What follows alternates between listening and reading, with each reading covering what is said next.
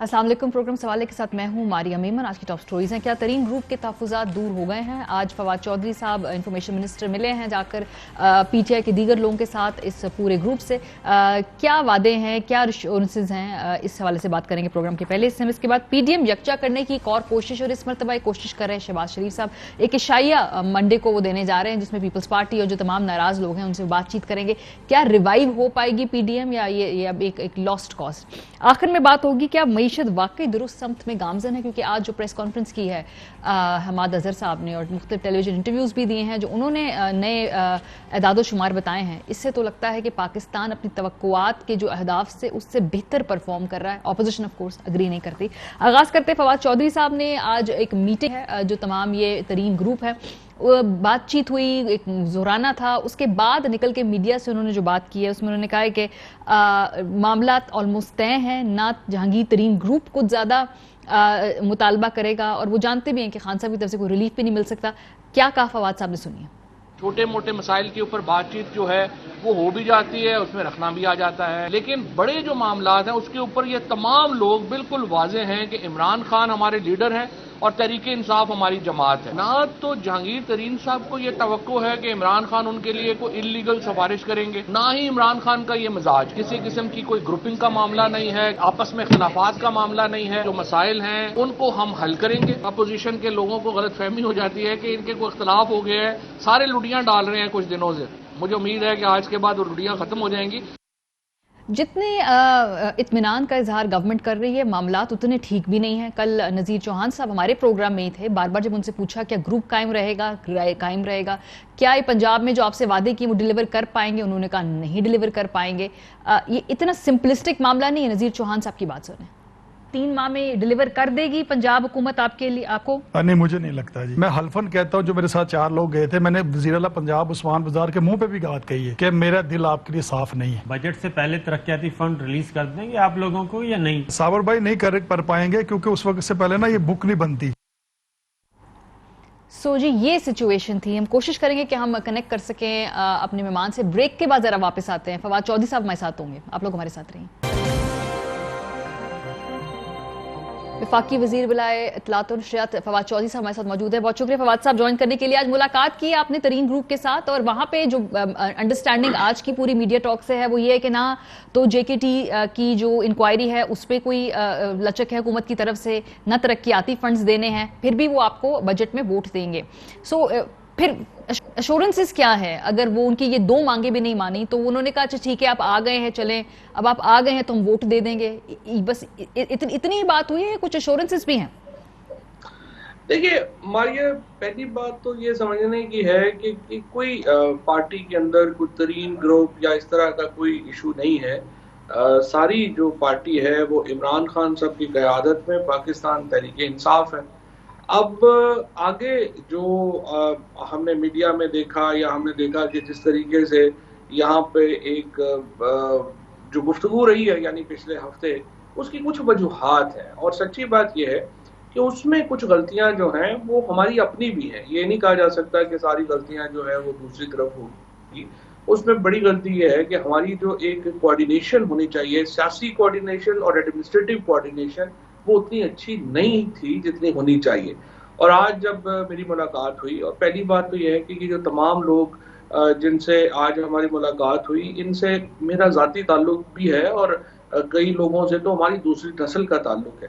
लिहाजा सारी बातें खुल के हुई और मैंने ये बात तस्लीम की है कि कुछ कोताहियां जो हैं वो हमारी तरफ हैं। हाँ। और कुछ जो बातें उन्होंने की टीवी पे वो भी दुरुस्त नहीं थी, और आपने देखा कि बाद में उन्होंने उस पर माजरत भी की। ठीक है। लिहाजा असल जो मामला होता है सियासत में वो एक पॉलिटिकल कोऑर्डिनेशन और एडमिनिस्ट्रेटिव कोऑर्डिनेशन का है। वो मसला हल करना है।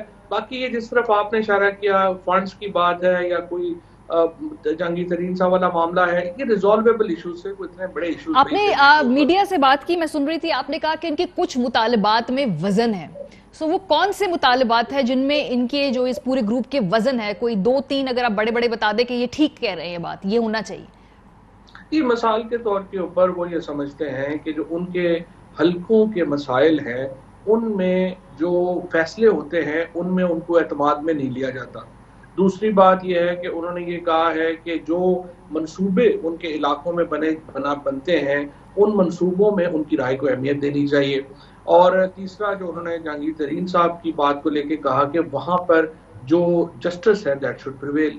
अब ये तीनों बातें ऐसी हैं जिसके ऊपर कोई दो राय नहीं है कि उनकी बात जो है वो सही है, और यही बात जो है प्राइम मिनिस्टर साहब एक्चुअली पहले ही ये बात जो है वो कर चुके हैं और इसके ऊपर काम जो है वो जारी है। अब मेरा जो मकसद था और आमिर कियानी साहब की मुलाकात का जो मकसद था वो रीअश्योर कराना था कि जो उनकी गुफ्तगू हमारे साथ हुई है या जो चीफ मिनिस्टर साहब के साथ जो उनकी मुलाकात हुई है उसमें जो उनकी गुफ्तगू है उसको हम आगे ले जाना चाहते हैं। ठीक है। और एक कतई जो हल है उसकी तरफ आप कह रहे कोई ग्रुप नहीं है, लेकिन कल बार बार पूछने पे हमने नजीर चौहान से पूछा कि क्या ये ग्रुप डिसॉल्व हो गया है, उन्होंने कहा ये ग्रुप है।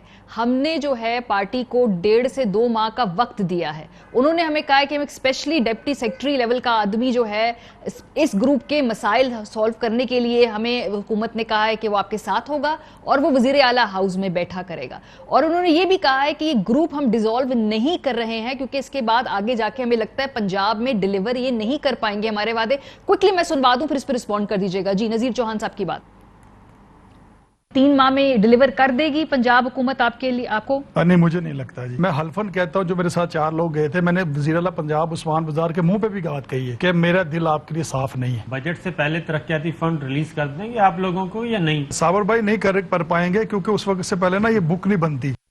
वो कह रहे हैं कि हमने 3 माह का वक्त दिया लेकिन हमें नहीं लगता कि आप लोग वो अपने वादे तमाम पूरे कर पाएंगे, इसलिए ग्रुप कायम है। ये बात कैटेगोरिकली उन्होंने कल कही है।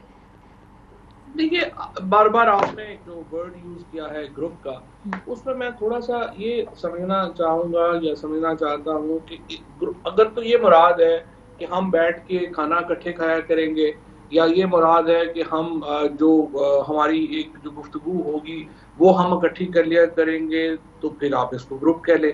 लेकिन ग्रुप से मुराद तो ये होती है कि असेंबली के अंदर एक जॉइंट स्ट्रेटजी बनाई जाए। वो उन्होंने वाज़ेह किया है कि हमारी जो स्ट्रेटजी है वो ये है कि इमरान खान पाकिस्तान के वज़ीर आज़म ही नहीं है, हमारी कायद है और पीटीआई जो है वो हमारी जमात है। जब ये 2 बातें वो कह देते हैं तो उसके बाद ग्रुप वाली बात जो है वो खत्म हो जाती है। हाँ, जैसे अगर दोस्तियां हैं, ताल्लुकात हैं, वो तो देखें हर जमात के अंदर मुख्तलिफ ग्रोह होते हैं, ग्रुप होते हैं। कुछ लोगों की आपस में ज्यादा दोस्तियां होती हैं, वो ज्यादा इकट्ठे बैठेंगे, जिनकी कम होंगी वो कम होंगी। दूसरी जो आपने अभी जो टुकड़े सुनाए हैं जिसमें उन्होंने कहा कि उनके मसाइल जो है वो हल नहीं हो पाएंगे, ये तो एक मायूसी है जो कि उनकी जो पिछला तजुर्बा है उससे जाहिर होती है।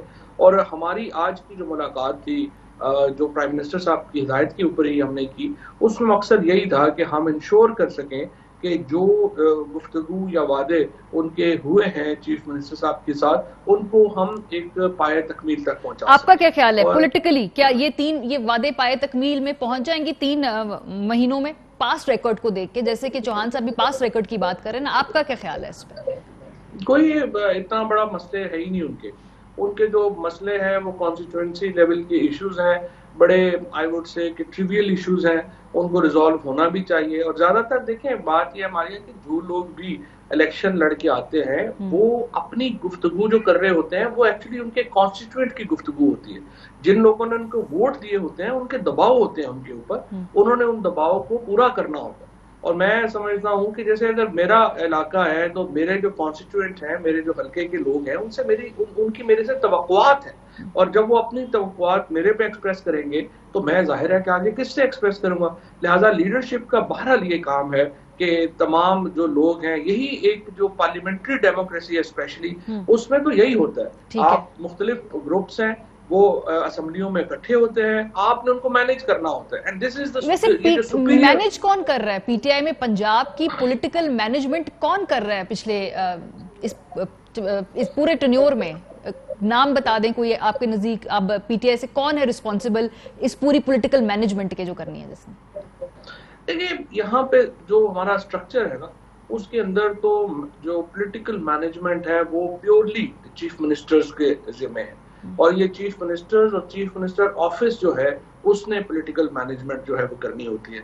उसके साथ जो है वो पीटीआई के अंदर एक पार्टी स्ट्रक्चर खड़ा किया गया है जिसको सैफुल्लाह नियाज़ी साहब लीड करते हैं। सो ये पॉलिटिकल मैनेजमेंट के जो बुनियादी तौर के ऊपर दो बड़े पिलर हैं वो तो यही है जो आपके सामने है। लेकिन उसमें ये जरूर हो सकता है कि जाहिर है कि वो भी अपने ताई कोशिश करते हैं और अपने ताई लोगों को मुतमईन रखने की कोशिश करते हैं कि आगे चलें, लेकिन कई दफा ऐसे हो जाता है कि कुछ लोग या ग्रुप जो है वो मुतमईन नहीं होते और उसके लिए आपको इंटरफेयर करना पड़ता है। जैसे आज प्राइम मिनिस्टर साहब ने आमिर को और मुझे कहा कि आप मिलें और बात सुने और देखें हम इसमें क्या कर सकते हैं। ठीक है, आखिरी सवाल, ये अली जफर साहब की जो रिपोर्ट है इससे मुतालिक ये इसका स्टेटस क्या है? ये तक कंप्लीट होने के करीब है, अंडर प्रोसेस है, जल्द पेश कर दी जाएगी, इस पे वक्त लगेगा? इस वक्त इसका एग्जैक्ट स्टेटस क्या है? मेरी अली साहब से बात हुई थी, कल बात हुई थी, तो मैंने उनसे यही सवाल पूछा कि ज़्यादातर लोग जो हैं वो दिलचस्पी रखते हैं कि आपकी रिपोर्ट जो है वो कब तक आएगी। उन्होंने 3 मुलाकातें जो हैं वो तकरीबन जो वो हैं वो की हैं जहांगीर तरीन साहब के साथ और उनके मामले, उनकी जो मुद्दा है वो सुना है। उसके बाद उन्होंने तकरीबन 3-4 मुलाकातें FIA की जो टीम है उसके साथ की हैं और वो इन तमाम मुलाकातों के बाद अपने जो ख्यालात हैं उनको वो इस वक्त जो है वो मुज्तमा कर रहे हैं और जो ही उनकी रिपोर्ट, उन्होंने मुझे कहा कि अभी उसमें शायद कुछ वक्त लगे या कुछ दिन लगे और वो रिपोर्ट जो है वो फिर वो प्राइम मिनिस्टर साहब, लेकिन इस वक्त एक पॉलिटिकल चैलेंज है, तो वो रिपोर्ट आपका क्या ख्याल है कब तक पेश कर दी जाएगी? क्योंकि इस पॉलिटिकल चैलेंज का काफी दारोमदार उस रिपोर्ट के आने पर भी है, तो कोई टाइमलाइन भी है इसकी, कोई डेडलाइन भी है पीएम साहब की तरफ से? इस महीने एक्सपेक्ट करें, अगले महीने एक्सपेक्ट करें? कोई आपकी अपनी पार्टी के अंदर इसके ऊपर बात हुई हो? लेकिन डेडलाइन कोई नहीं है, फ्रैंकली इसमें डेडलाइन हो भी नहीं सकती। लेकिन जहां तक मामले के रेजोल्यूशन का ताल्लुक है, इसका देखिए, मैं जहां तक जहांगीर तरीन साहब को भी आपको पता है मैं बहुत ही मेरा एहतराम का ताल्लुक है और मैं उनको बहुत अच्छे तरीके से जानता हूं और जहांगीर तरीन साहब से ज्यादा इमरान खान को कोई नहीं जानता। लिहाजा मेरा जो मानना है वो ये है कि जहांगीर तरीन साहब कभी भी इमरान खान से ये तवक्को नहीं रखेंगे कि वो उनको फायदा पहुंचाने के लिए कोई इंटरफेरेंस करेंगे। जो केस मेरिट के ऊपर है वो जहांगीर तरीन साहब को भी पता है कि मेरिट के ऊपर ही उसके फैसले होने हैं और वज़ीर आज़म साहब भी, आप उनको जानती हैं, जो लोग भी वज़ीर आज़म के मिजाज को समझते हैं उनको पता है वो कभी इस तरह की इंटरफेरेंस पे यकीन नहीं रखते हैं। लिहाजा जो तरीन साहब का मामला है उसका जो मेरिट्स हैं उसमें इंटरफेरेंस जो है वो वज़ीर आज़म साहब की तरफ से भी नहीं होगी और तरीन साहब की ये तवक्को भी नहीं होगी। ये जो ग्रुप के मामलात हैं जिस तरह से मैंने अर्ज किया, उसके दूसरा हिस्सा है वो उनके अपने गिले शिकवे हैं, अपने हलकों को लेके उनका मुदावा करना एक अलग। ओके, बहुत शुक्रिया। फवाद चौधरी साहब हमारे साथ मौजूद थे। ब्रेक पे जाएंगे, उसके बाद आएंगे, हमारे पास मजीद पैनल होगा, बात करेंगे पीडीएम को जो रिवाइव करने की कोशिश कर रही है ऑपोजिशन और आज जो हुकूमत नए नंबर्स दिखा रही है मुआशी तरक्की के, इस पे बात होगी। ब्रेक के बाद हमारे साथ रहिए। Welcome back. प्रोग्राम के सिलसिले में हमारे साथ मौजूद है मजहर अब्बास साहब, मुसद्दिक मलिक, साबिक तर्जुमान वजीर आज़म, उस्मान डार साहब पाकिस्तान तहरीक इंसाफ का यहाँ पे मौक़िफ़ देंगे, सीनियर रहनुमा हैं। बहुत शुक्रिया आप तीनों हज़रात का। आप दोनों की इजाज़त से मलिक साहब आपसे आगाज़ करूँगी, चूँकि ये मेरा पहला मौजू है कि शहबाज शरीफ साहब ये जो इशाइया दे रहे हैं पीडीएम के रिवाइव करने की कोशिश है, आपका ख्याल है हो पाएगी ये रिवाइव? ये इशाइया टू लिटिल टू लेट, इसको कैसे आप इंटरप्रेट करेंगे? शुक्रिया मारिया। मेरा ख्याल है सच्चाई से पहले भी मैं फवाद चौधरी को सुन रहा था आपके साथ और मुझे बड़ा ताज्जुब हो रहा था कि वो अपने ही लोगों को, अपने ही दोस्तों को एक ग्रुप कह रहे थे। नहीं, वो कह रहे थे नहीं है ग्रुप। मैं कह रही थी बार बार ग्रुप है, वो कह रहे ग्रुप नहीं है, वो कह रहे थे मीडिया उन्हें ग्रुप कह रहा है। आप उनमें से किसी एक आदमी को अभी फोन कर लें जी और अगर वो ये कहें कि वो हम ग्रुप नहीं है तो फिर आप कहें। फवाद चौधरी साहब ठीक है, उन्होंने जाहिर है वो कोशिश कर रहे हैं, अपने तय करनी भी चाहिए पीटीआई के लोगों को। कल भी मेरी बात हुई, कल भी एक साहब थे पीटीआई के एक प्रोग्राम में, उनसे मैंने कहा कि आज आपकी बात होगी तो अब आप जहांगीर तरीन ग्रुप है या नहीं है? उन्होंने कहा है हम ग्रुप। हाँ। तो प्रैक्टिकली तो मेरा ख्याल में मुझे तो बहुत वीकर पोजीशन पे गवर्नमेंट इस हवाले से लगती है और मैं ताज्जुब है। और कल उस प्रोग्राम में एजाज चौधरी साहब भी थे और उनकी बातें सुन के मुझे उनके अंदर का दर्द नजर आ रहा था उन बातों में, कि वो जो तकलीफ थी कि यहाँ तक उन्होंने कहा कि जी 2011 में तो हमने इन सबको अपनी सीटें दे दी थी, हम पीछे चले गए थे जी। लेकिन आज फिर हम ये कोशिश कर रहे हैं, तो it's a very embarrassing position. मुझे नहीं समझ में आता कि क्यों यहाँ प्रिंसिपल पोजीशंस की बात की जाती है, वहाँ प्रिंसिपल्स जो है वो किल कर दिए जाते हैं। बट मज़हब फवाद चौधरी साहब की ये जॉब है हुकूमत को आके कॉन्फिडेंटली प्रेजेंट करना कि कोई मसला ही कोई नहीं है सर, तो वो तो जाहिर है मैं उसे डिनाई भी नहीं करता, जाहिर है उनको यही करना चाहिए जो वो कर रहे हैं। लेकिन फिर इससे पहले तो ये मिसालें दी जाती थी ना केपी की, कि हमने 20 MPs निकाल दिए, हमने वो कर दिए। यहाँ तो एक साहब ने जो इमरान खान के नंबर 2 थे, उन्होंने फॉर्मली एक ग्रुप फॉर्म किया। उस ग्रुप ने प्राउडली ये कहा कि हम ये ग्रुप हैं, हमारे साथ इतने MNAs इतने MPs हैं। ये अंदरूनी इख्तलाफात नहीं है जी जी, अंदरूनी इख्तलाफात दूसरी चीज होते हैं।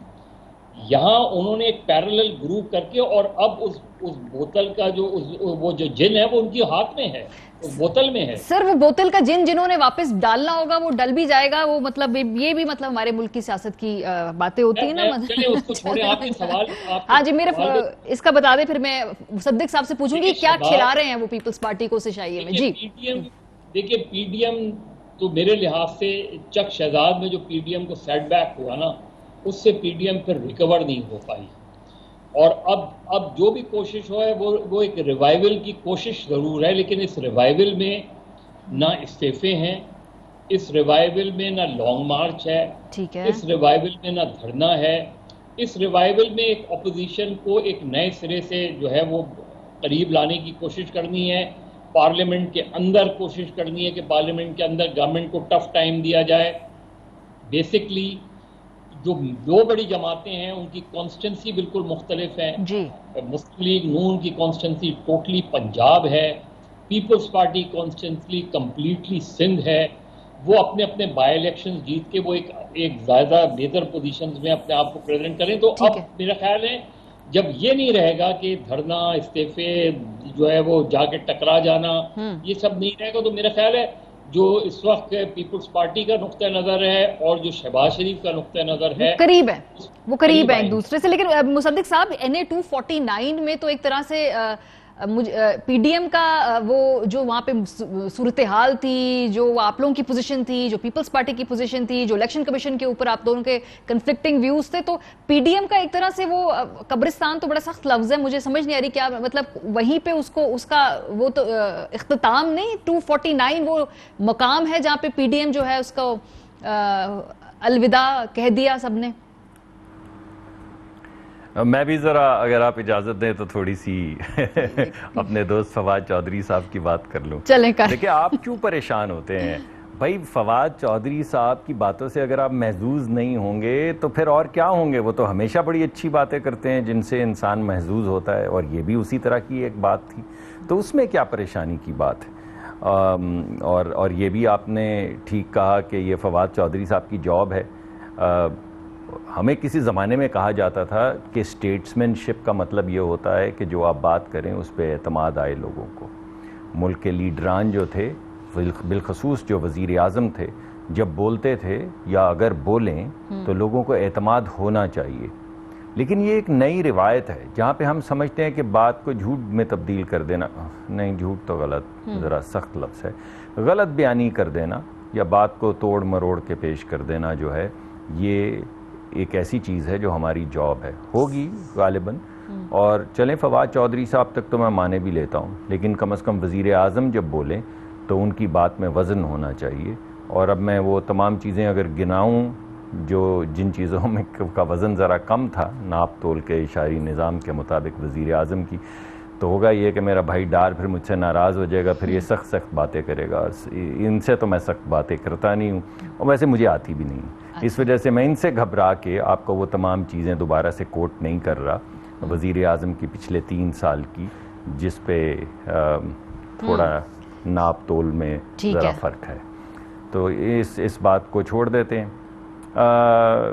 देखिए, आप ज़रा क्लिप चला दें, अगर ये ग्रुप है या नहीं है इसका फैसला तो चौहान साहब कर चुके हैं। ग्रुप है, जब बिल्कुल है ग्रुप, इसमें तो कोई शक नहीं अब। नहीं, वो मैं जरा फवाद चौधरी साहब की वो काउंटर फैक्चुअल फाइल पेश कर रहा हूँ ना, कि उन्होंने जो आके टेलीविजन पे कहा कि ये इमरान खान की पार्टी है, यानी आधे लोग कह रहे हैं इमरान खान की पार्टी है और आधे लोग ये कह रहे थे कि मेरी भी उतनी स्ट्रगल है जितनी इमरान खान की स्ट्रगल है।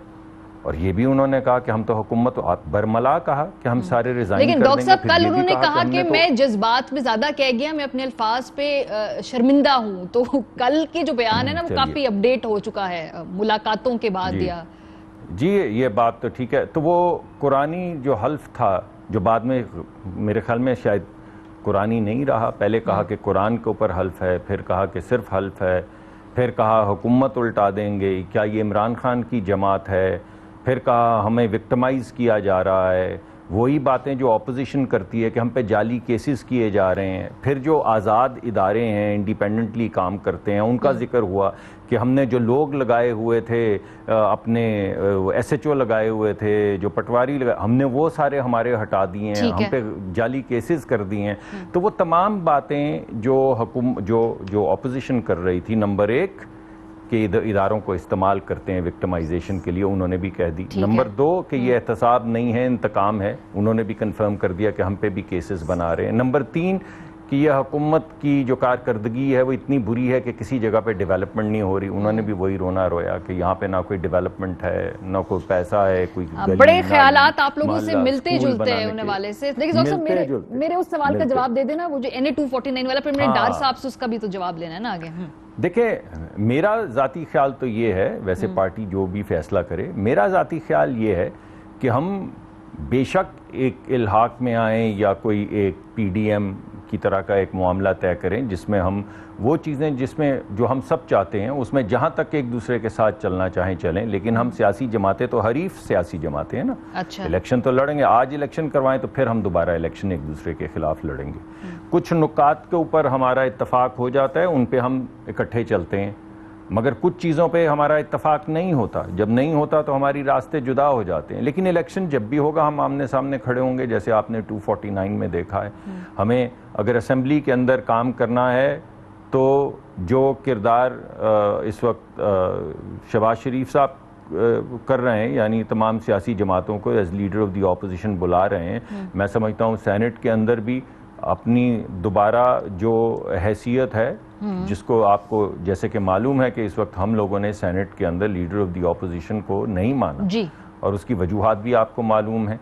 तो वहाँ पे भी कुछ ना कुछ कोई ना कोई ऐसी चीज करनी होगी कि ऑपोजिशन अपना अपना रोल अदा करे। यानी दूसरी तरफ से भी लचक, दूसरी तरफ से भी आपको कह रही है कोई लचक दिखानी होगी। मैं इसी नहीं थोड़ी सी लचक और थोड़ी सी मैं समझता हूँ कुछ यानी ऐसी सियासत ना हो जिसमें लीड हमारे चेयरमैन साहब तो चेयरमैन साहब हों, लेकिन मेजॉरिटी ऑपोजिशन की हो और ऑपोजिशन की रहे और फिर भी वो चेयरमैन साहब ठीक है। तो मैं समझता हूँ कि ये चीजें हमें कुछ देखनी हद तक प्रिंसिपली तय करनी होगी कि ऑपोजिशन वाकई 57 या 59 है या 49, 51 है या 50 ये कन्विंस करना होगा आपने कि उसको ये कन्विंस करेंगे, ये कन्विंस करने की कोशिश करेंगे। डॉक्टर साहब, एक तो ये इस शाइये की जो ये कोशिश है PDM को रिवाइव करने की, क्योंकि तरीन साहब के हवाले से बहुत सारी बातें मैंने फवाद चौधरी साहब से कर ली है, मुझे लगता है वो मौक़िफ़ ओवरलैप हो जाएगा, इसलिए मैं स्पेसिफिकली आपसे इसी से हवाले से बात करूंगी। PDM के जो ये शाइया है,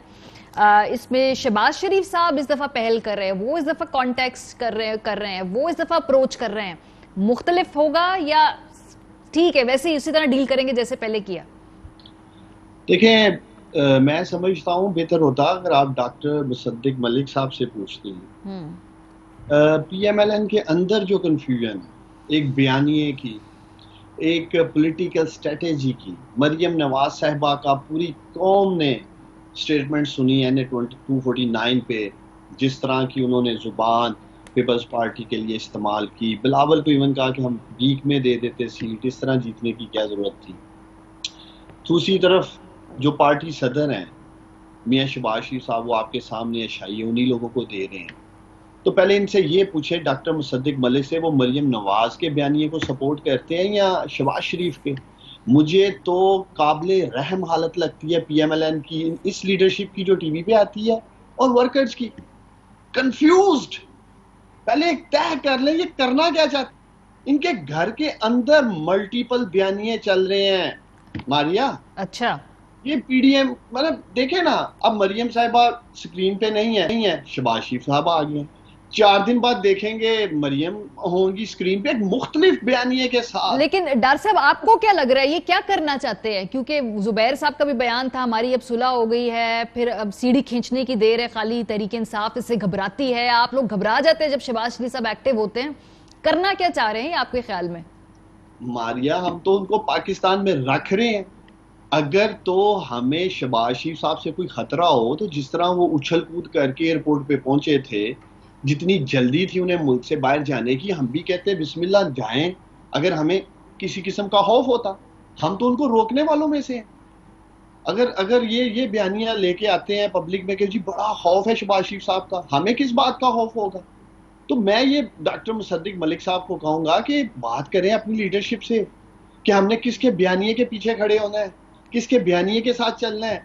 जब इनके घर में कंफ्यूजन है तो बाहर तो कंफ्यूजन होगी। और पीडीएम दम तोड़ चुकी है आपके प्रोग्राम में, फातिहा करा चुके हैं। NA 249 में मुझे लगता है इसकी फातिहा पढ़ी जा चुकी है। फातिहा इज द राइट वर्ड, मैं जो ढूंढ रही थी वो फातिहा लफ्ज है। हाँ जी। हाँ, तो वो डॉक्टर साहब जो है मेरे भाई, ये थोड़े मकसद अल्फाज अभी डॉक्टर साहब आपको क्लियर कर देंगे किसका बयानिया है, मरियम साहिबा का, शहबाज साहब का, ये दोनों एक ही बयानी। डॉक्टर साहब कंफ्यूजन क्लियर कर दे जरा डार साहब की, फिर मैं मजहर साहब से पूछूंगी उनको क्या समझ में आती क्या बयानी है। जी जी जी, मैं बिल्कुल क्लियर किए देता हूँ। पहले तो इन्होंने कहा कि हमें शहबाज साहब से कोई खतरा नहीं, इनको नवाज साहब से कोई खतरा था।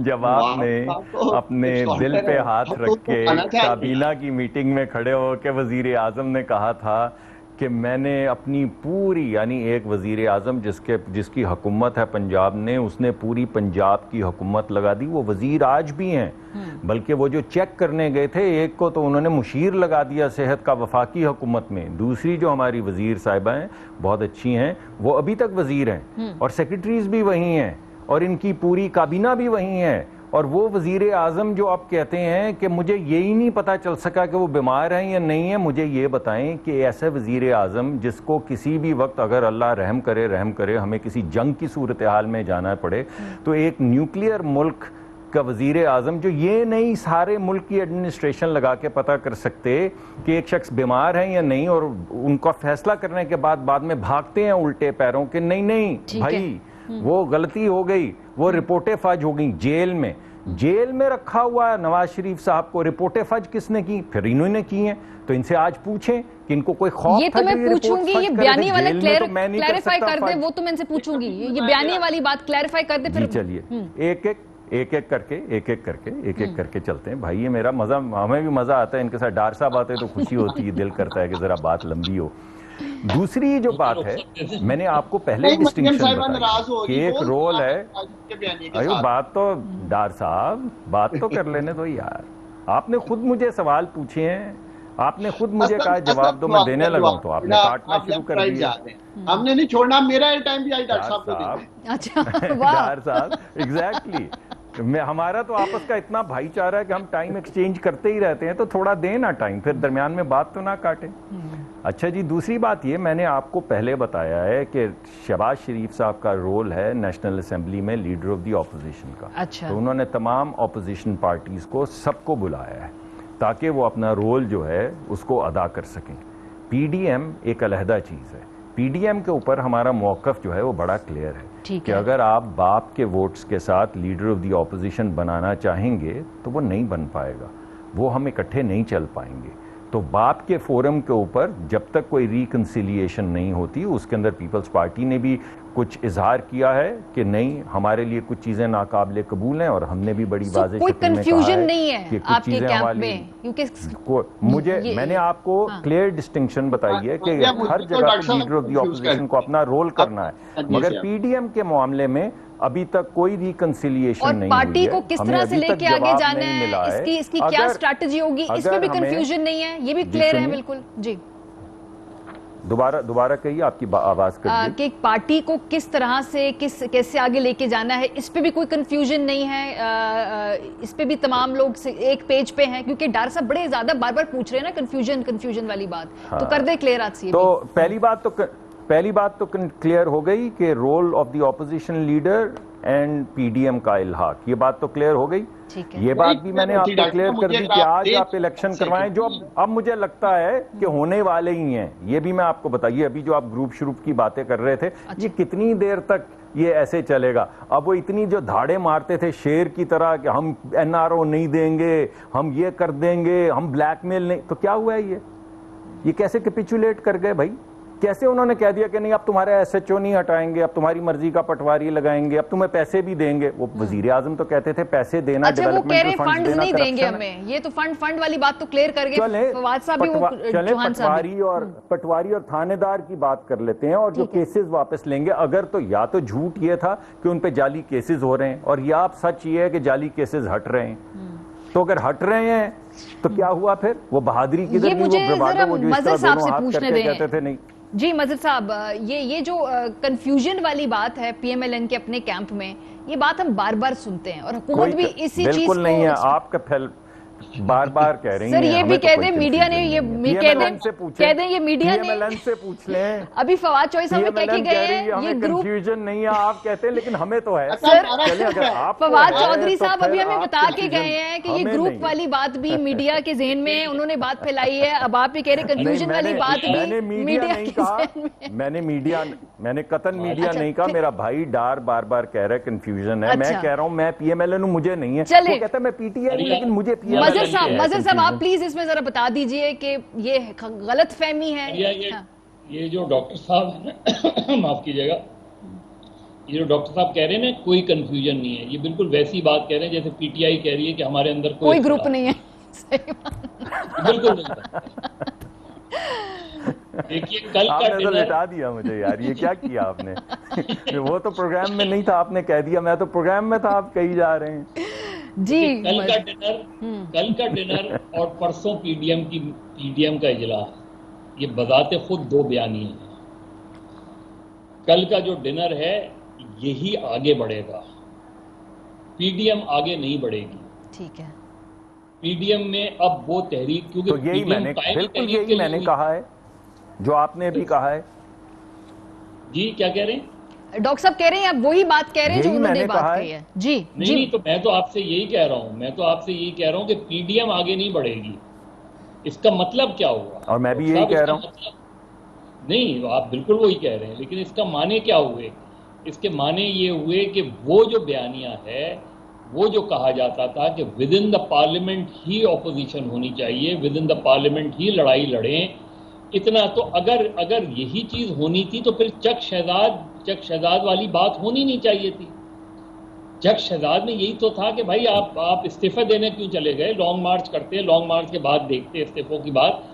लेकिन एनीवे ये तो खैर दो बड़ी पार्टियां हैं, उनका अपना अपना बयानिया है, लेकिन इससे फायदा चक शहजाद से लेके आज तक की सिचुएशन में अगर पीटीआई के अंदर के इख्तलाफात नहीं होते जी, तो पीटीआई स्मूथ सेलिंग थी। बिल्कुल पीटीआई के लिए बिल्कुल स्मूथ सेलिंग थी। पीडीएम बिल्कुल तितर बितर हो गई थी, खत्म हो गई थी पीडीएम। उसका रिवाइवल अब भी खैर मुश्किल है, लेकिन उस वक्त तो बिल्कुल ही खत्म हो गया था। लेकिन फिर क्या हुआ? आप इस वक्त बलूचिस्तान देखें, अनसर्टेनिटी है बलूचिस्तान में, पॉलिटिकल अनसर्टेनिटी है। इस वक्त आप सिंध में आ जाएं, सिंध में ना जीडीए खुश है पीटीआई से, ना एमक्यूएम खुश है, ना एमक्यूएम खुश है पीटीआई से, ना पीटीआई के अपने एमएनएस का एक ग्रुप खुश है। यहां भी एक ग्रुप है जो शायद इतना ताकतवर नहीं है कि वो जहांगीर तरीन से उस तरह, लेकिन उनके राब्ते हैं जहांगीर तरीन से। अच्छा, तो इस वक्त जहांगीर तरीन साहब के पास कम से कम 15 से 20 एमएनएस हैं और 40 एमपीएस हैं। जिसके पास 40 एमपीएस हों और 15 के करीब एमएनएस हों, तो अब तो बेसिकली तो he is firing the shots. अच्छा, ये मुझे और देखिए इमरान खान, मैं तो ये समझता हूं कि ये मेरे नजदीक ये शेयर ब्लैकमेलिंग है। ये मुझे जरा डार साहब से पूछने दे। मजहर साहब, ये जो आपने सारी चीजें पॉइंट आउट की है, डार साहब आप लोग क्यों नाराज कर रहे हैं सबको? कराची में भी, सिंध में भी नाराज किया हुआ है, बलूचिस्तान में नाराज किया हुआ है, पंजाब में लोग नाराज हैं। ये क्या हो रहा है आपकी अपनी पार्टी में? लोगों को कैसे आप नाराज कर लेते हैं इतनी अक्रॉस द बोर्ड? देखिए, मैं समझता हूँ ये मीडिया रिपोर्टिंग की हद तक तो ठीक है, वो नाराज है या तरीन साहब के ग्रुप की बात की जा रही है। देखिए, तरीन साहब के साथ जिन लोगों ने इजहार हमदर्दी किया वो 40 के करीब लोग बताए जाते हैं। ऐसे ही मारिया जी जी, मैं टीवी के ऊपर इन 40 में से 4-5 लोगों को देख रहा हूँ पिछले काफी दिनों से। कोई 40 के 40 आज तक खुल के सामने नहीं आए हैं। एक टीवी प्रोग्राम में तो 2 लोग जो उनके साथ हमदर्दी रखते हैं, दोनों ही मुख्तलिफ बात कर रहे थे। तीसरा बंदा एक और निजी चैनल पे उसी दिन एक और मुख्तलिफ बात कर रहा था। कोई कुरान पाक के हल्फ की बात कर रहा था, कोई हुआ ही नहीं है। सही। तो मकसद ये है कि इनके आपके सामने इनके अपने एक डिफरेंट बयानात सामने आ रहे हैं। तो 3-4 लोग जो सामने आए, खुलकर सामने आए, 1-2 उनमें से जिन्होंने सख्त जुबान इस्तेमाल की, ठीक है, मैं नहीं समझता 1-2 लोग जिस तरह बात कर रहे थे आप ये कहें कि 40 के 40 ही वो सब कुछ चाह रहे हैं या उनकी सोच या उनका एक्शन भी वो, ये ज्यादती हुई। देखिए, बहुत सारे लोगों के मुख्तलिफ मसाइल होते हैं हल्कों के भी, जो फौज चोरी भी बात कर रहे हैं। ठीक है, सो आप लोग समझते हैं कि उन ग्रुप के अंदर भी कोई ग्रुप्स हैं, इसलिए आप इतने कॉन्फिडेंट हैं। बस वक्त मुख्तसर है, बहुत बहुत शुक्रिया। डार साहब की बात मुझे काटनी पड़ी, प्रोग्राम का खत्म हो गया। खुदा हाफिज।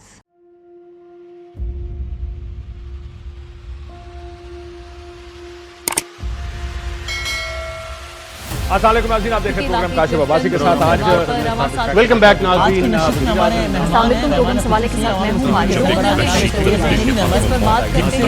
हूं